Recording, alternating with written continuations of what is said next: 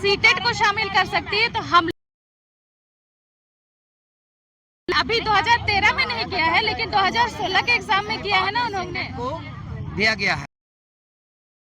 Bokaro district से आई हूँ। क्या शिकायत है? मेरी यह शिकायत है कि इस 9वीं बार शायद मेरे हिसाब से काउंसलिंग हो रहा है। उसमें 2019 में भी ये काउंसलिंग हुआ था जिसमें पिटिशनर को प्राथमिकता दी गई थी, जबकि इसमें हम लोग केस जीत चुके हैं और उसमें बोला गया है कि पिटिशनर को प्राथमिकता देते हुए काउंसलिंग कराया जाए। लेकिन वो तो हमने सुना है, लेकिन ऐसा बहुत सारा मामला है। अभी तत्काल का जो शिक्षा व्यवस्था है उस हिसाब से तो हमको पर्सनली नहीं लगता है कि यहाँ के जो असली निवासी हैं उनके साथ वफादारी हो रही है, ईमानदारी बरती जा रही है, क्योंकि मैंने खुद देखा है बहुत सारे डिस्ट्रिक्ट में फर्स्ट जो 3 नमस्कार जोहार। इस समय हम लोग रांची राजधानी में मौजूद हैं और ये कहीं आम जगह नहीं है, सीएम आवास के बगल में ही खड़े हैं। और आज जो मामला सामने आया है वो काफी भयावह करने वाला है, क्योंकि 2000 ईस्वी में झारखंड अलग होता है, 24 साल होने जा रहा है। यहाँ के युवाओं की नौकरी की अगर बात करें तो 0 है। उसी बीच एक खबर आती है जेटेट का एग्जाम जो 2013 में दिए हुए थे जो विद्यार्थी, उन लोगों का काउंसलिंग हो रहा था। काउंसलिंग एक बार नहीं 7-8 बार हो गया। उसके बाद भी जो उनका कट ऑफ नंबर था वो घट नहीं रहा है, बल्कि और ऊपर जा रहा है।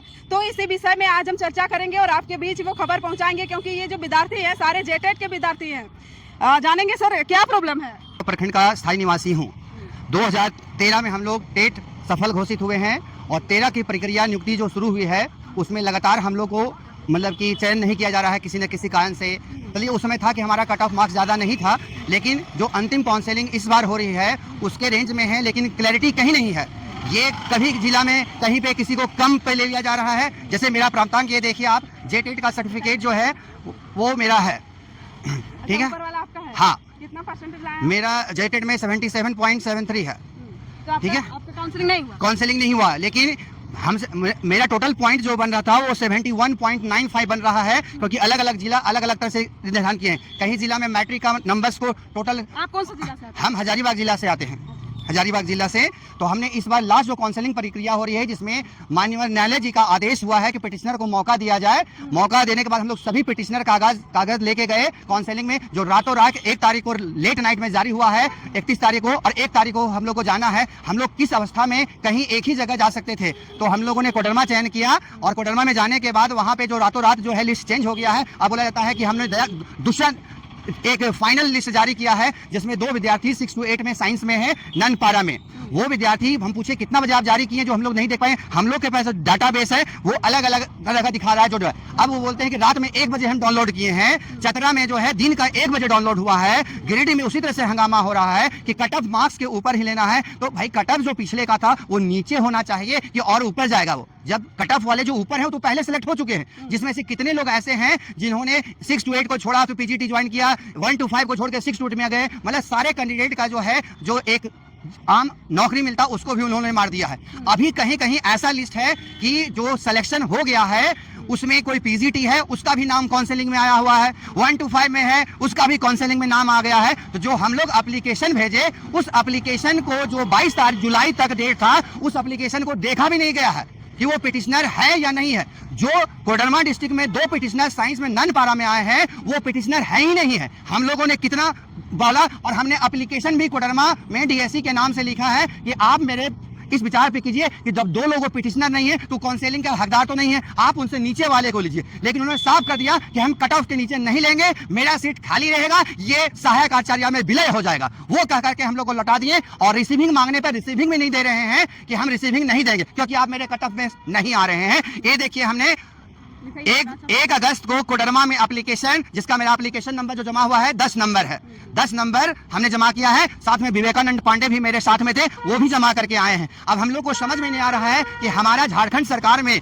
जो हम लोग इतने लोग बैठे हुए हैं जेटेट पास 2013 से 10 साल के अंतर में हम लोग को कहीं आशा की किरण नहीं दिखाई दे रही है। हम माननीय मुख्यमंत्री जी, शिक्षा मंत्री से नम्र निवेदन है कि हम लोगों का रिकाउंसलिंग करके जो पिटिशनर है उनका कल्याण किया जाए। और चतरा से मैं 1 तारीख को चतरा गया हुआ था, मैं 11 बजे वहाँ पहुँचा। उसके बाद वहाँ पे 12:30 बजे एनआईसी पे उन्होंने लोड किया है, 12:30 बजे मैं वहाँ गया। उसके बाद जब काउंसलिंग में मैं शामिल हुआ 3 बजे, तो मुझे ये कह करके वहाँ से निकाल दिया गया कि आपका कट ऑफ से नीचे है मार्क्स।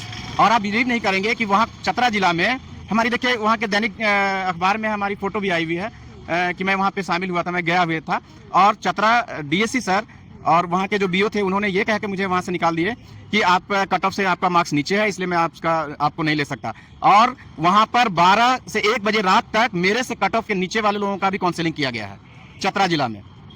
मेरे से नीचे वालों का भी कट ऑफ में वहाँ जो गैर पारा में थे, मतलब गड़बड़ी है। हाँ, भारी गड़बड़ी है इसमें जी। मैं कोडरमा से हूँ। अब ये तो माननीय मुख्यमंत्री साहब के अगर संज्ञान में जाता है, माननीय शिक्षा मंत्री, चूंकि माननीय न्यायालय का हमारे पास आदेश भी है कि जितने लोग कोर्स से आच्छादित हैं उन्हें आप ले लीजिए काउंसलिंग करके।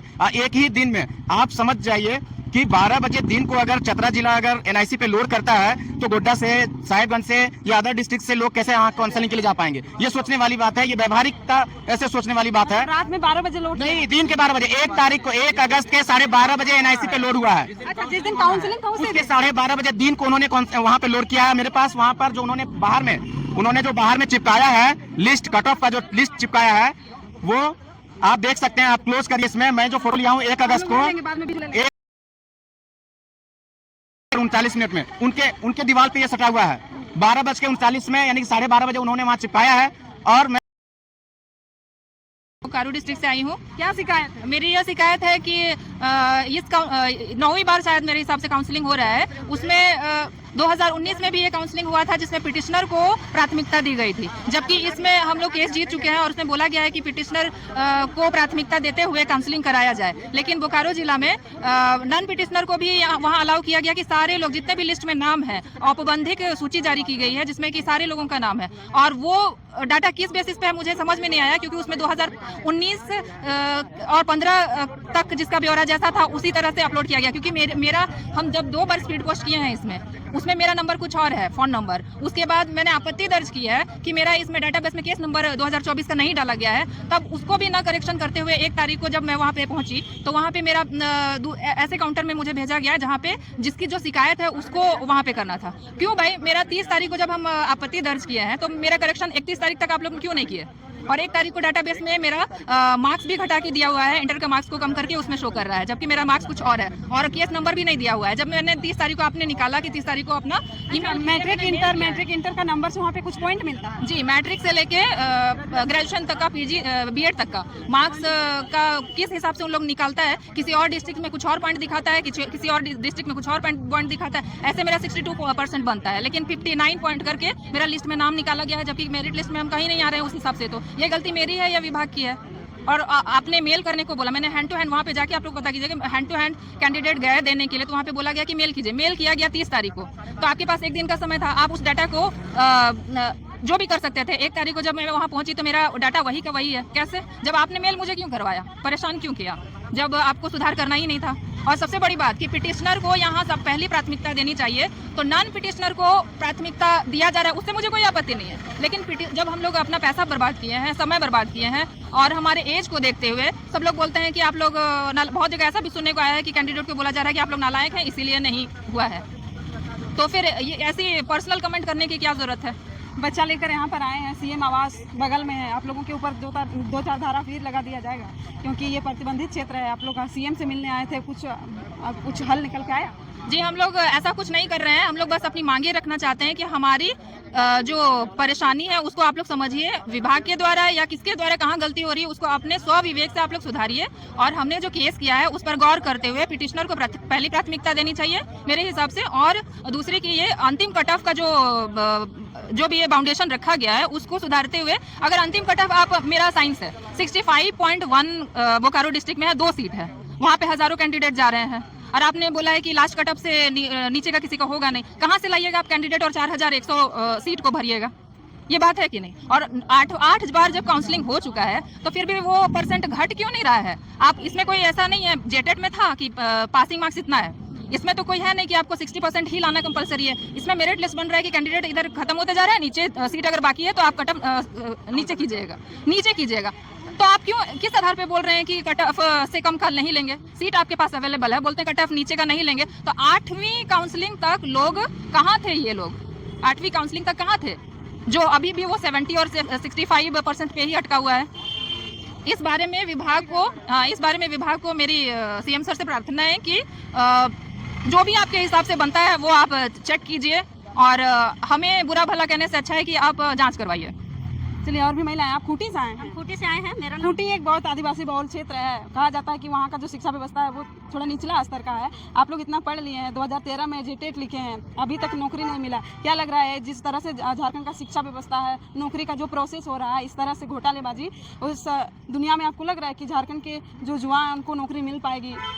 देखिए, अभी आप तत्काल लोगों का जो शिकायत है वो तो हमने सुना है, हाँ। लेकिन ऐसा बहुत सारा मामला है। अभी तत्काल का जो शिक्षा व्यवस्था है उस हिसाब से तो हमको पर्सनली नहीं लगता है कि यहाँ के जो असली निवासी हैं उनके साथ वफादारी हो रही है, ईमानदारी बरती जा रही है।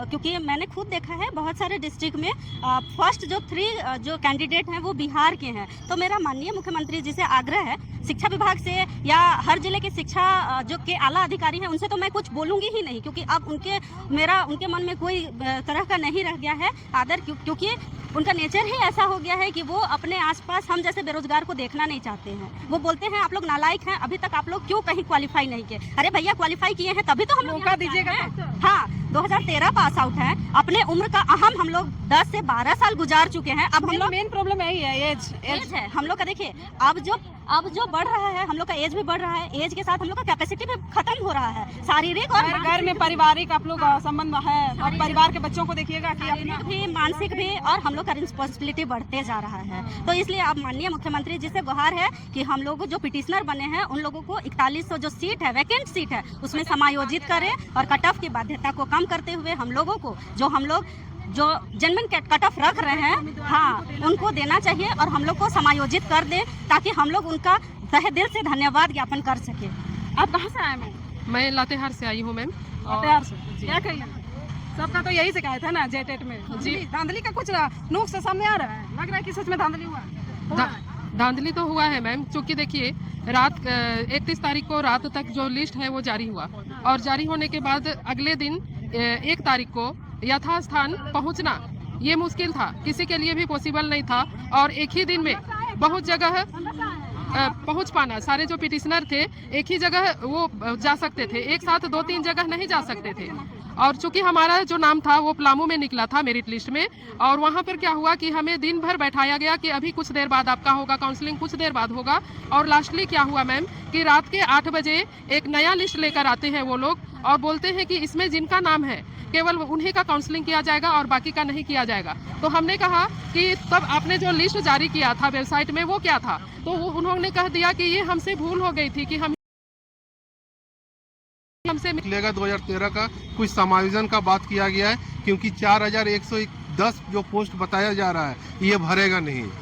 अगर शिथिल नहीं करेगा तो इसमें बिल्कुल नहीं भरेगा, फिर खाली रह जाएगा, फिर हम लोग कोर्ट जाएंगे, और इस तरह से करते करते आज 10 साल पार हो गया है और हम लोग अब कोर्ट नहीं जाना चाह रहे हैं। सरकार से ये निवेदन कर रहे हैं कि हम लोग जितने भी पिटिशनर हैं हम लोग को समायोजन किया जाए, चाहे 1 to 5 में करें या तो 6 to 8 में करें। अगर हम लोग 6 to 8 में है लेकिन हम लोग 1 to 5 जाने